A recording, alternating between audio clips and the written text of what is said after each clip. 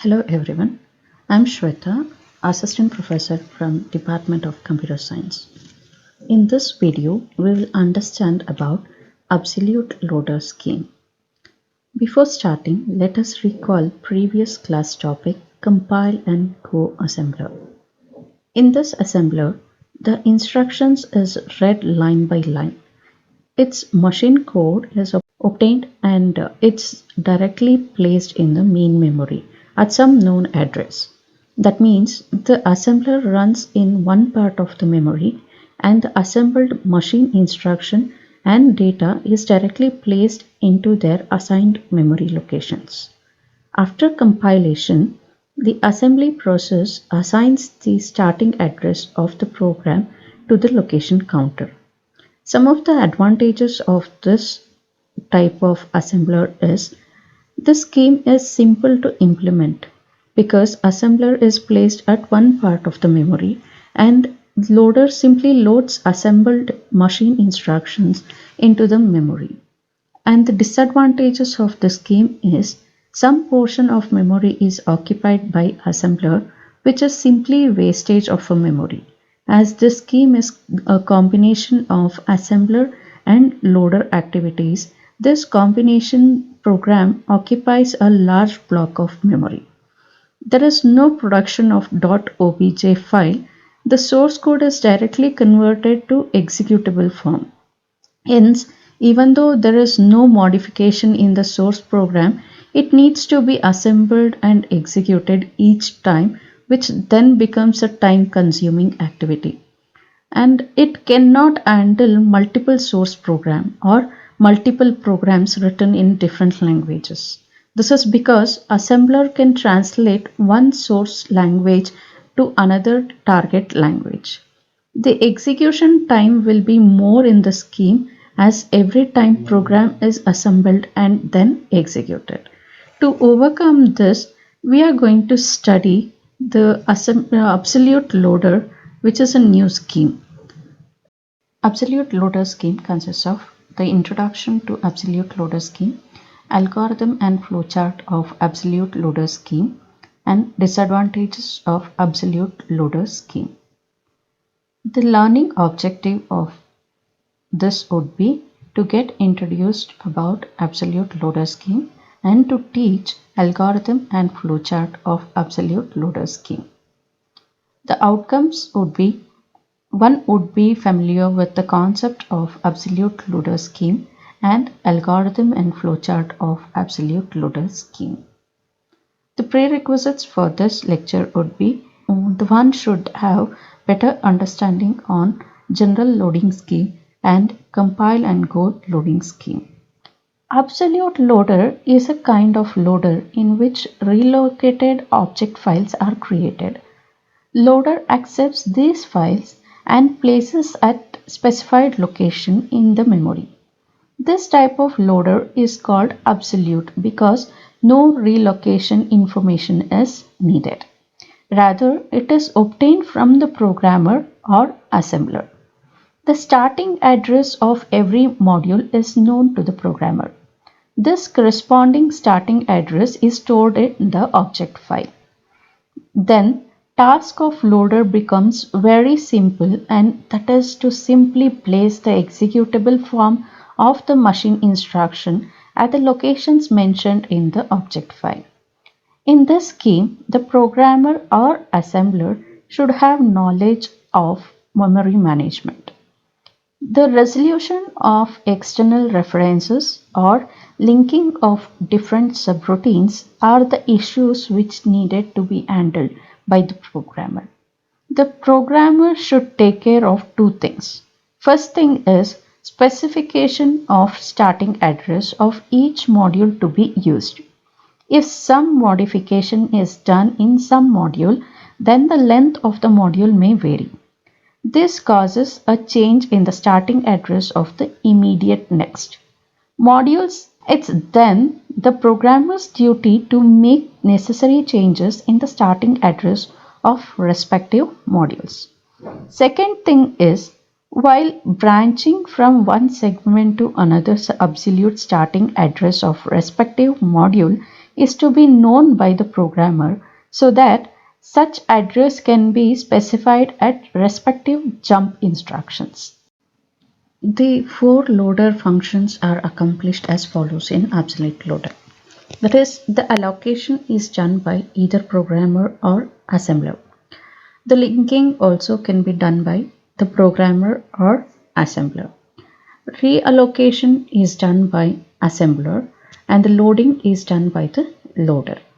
As the name suggests, no relocation information is needed.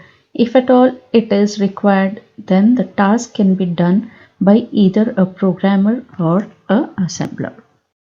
Now let's discuss the flow of absolute loader. There are two segments in the above example which are interdependent. At line number 1, the assembler directive start specifies the physical starting address that can be used during the execution of first segment main. Then at line number 15, the jump instruction is given which specifies the physical starting address that can be used by the second segment. The assembler creates the object code of these two segments by considering the starting address of these two segments. During the execution, the first segment will be loaded at the address 1000 and the second segment will be loaded at the address 5000 as specified by the programmer.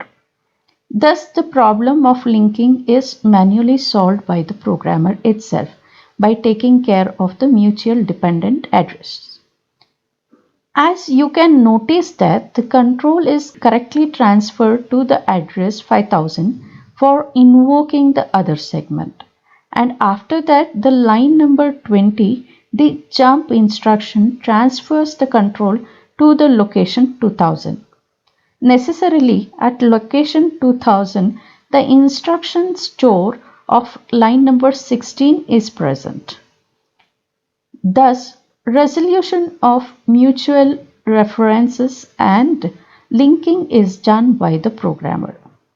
The task of the assembler is to create the object codes for the above segments and along with the information such as starting address of the memory where actually the object code can be placed at the time of execution.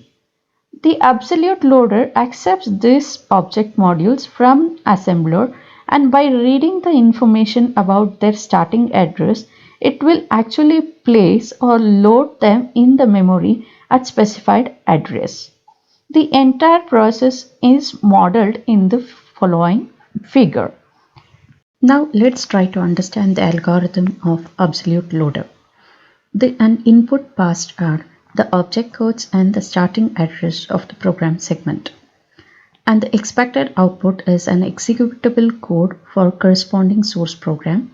That is, this executable code is to be placed in the main memory. So let's start the algorithm. Initially, we are going to read the header record and verify the program name and the length. Next, read the first text record using the while loop. Perform the loop until character not equal to end of line or end of character. Then check whether the object code is in character form. If true, then convert the character into internal representation. That is, for example, convert the pair of characters that is 1414 that is of 2 bytes in the object program to a single byte with hexadecimal of 14. Once the object code has been converted, then move the object code to the specified location in the memory and then read the next object code. Perform the above till end of character is obtained, then terminate the while loop and jump to the address specified in the end record. Some of the advantages of this scheme is it is simple to implement. This scheme allows multiple programs or the source program written in different languages. If there are multiple programs written in different languages, then respective language assembler will convert it to the language and a common object file can be prepared with all the advanced resolution. The task of loader becomes simpler as it simply obeys the instruction regarding where to place the object code in the main memory. The process of execution is efficient. Some of the disadvantages of the scheme is it is the programmer's duty to adjust all the inter-segment addresses and manually do the linking activity. For that, it is necessary for a programmer to know the memory management. If at all any modification is done some segment, the starting address of immediate next segment may get changed. The programmer has to take care of this issue and he needs to update the corresponding starting address on any modification in the source. Finally, to summarize, in absolute loading, the assembler outputs the object code, that is machine language translation of the source program, and the data is punched onto the cards instead of being placed directly into the memory. This scheme makes more core available to the user since the assembler is not in the memory at the load time. However, the programmer must specify the assembler the address in core where the program is to be loaded. Programmer must be careful not to assign two subroutines to the same location. And now it's time to go with the quiz. So the quiz number 1. Absolute loading scheme makes dash available to the user since the assembler is not in the memory at the load time. Option A, core. Option B, program. Option C, both A and B. And option D, none of the above. Yes, exactly. The answer is core. Absolute loading scheme makes core available to the user since the assembler is not in the memory at the load time. Let's move on to the quiz number 2. In absolute loaders, dash is done by the programmer or the assembler. Option A, allocation. Option B, linking. Option C, both A and B. And option D, none of the above. Yes, exactly. Both A and B, that is allocation and linking, is done by the programmer and the assembler. Let's move on to the quiz number 3. In absolute loader, reallocation is done by linker, assembler, loader or programmer. Yeah, the relocation is done by the assembler. And quiz number 4. In absolute loaders, if there are multiple subroutines, the programmer must remember the dash of each and use that absolute address explicitly in his other subroutine to perform subroutine linkage. Address, routine, all of the above, none of the above. The exact answer is address. That is, in absolute loaders, if there are multiple subroutines, the programmer must remember the address of each and use that absolute address explicitly in his other subroutines to perform subroutine linkage. So let's move to the final quiz. In absolute loading scheme, relocation information is given to the loader, whether it is true or false. Yeah, it is false, where in absolute loading scheme, relocation information is not given to the loader. And the references used for this video would be System Software and Introduction to System Programming by Leland L. Beck, 3rd edition.